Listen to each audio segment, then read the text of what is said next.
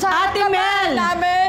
Galit ka raw kung every time nasisingilin ka ni Beth. Anong masasabi niyo po? Hindi po, ma'am.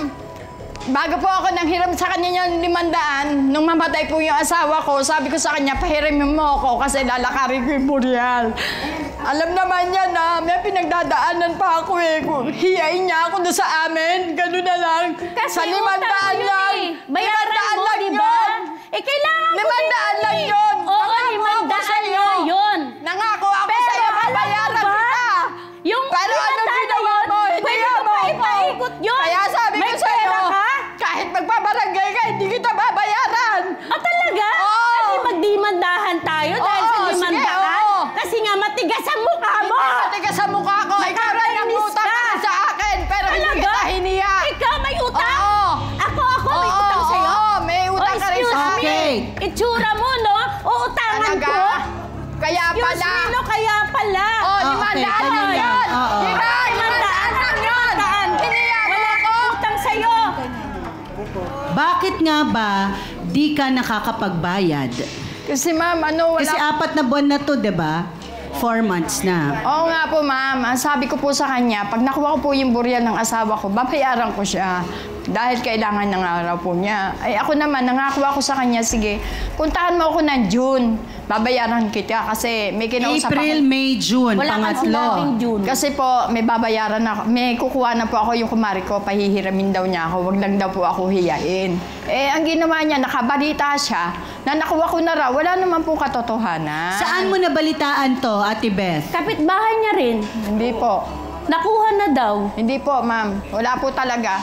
Ganun pa man, Ate Mel, kailangan nyo talagang bayaran yung utang ninyo. Kasi ang utang ay utang. Alam ko naman po yun. Babayaran ko po. Oo. Hiniyan niya nga po ako. Kaya nawalan na po ako ng kahihiyan doon sa harap ng bahay namin.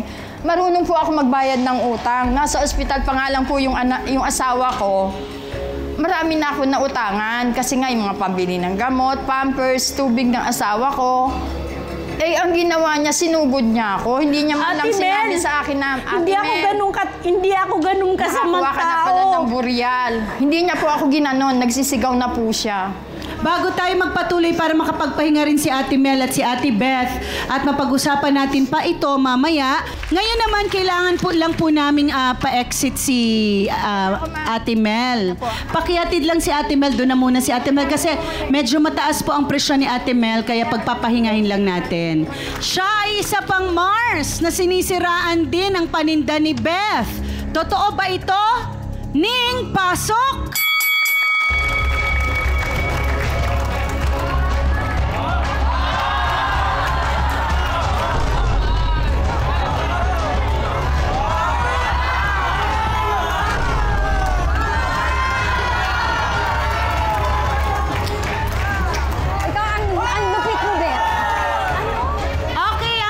Bisita na modelo ngayon. Model ka nga. Payatot ka naman. Ate Ning! Model bang mataba? Diyos ko, day.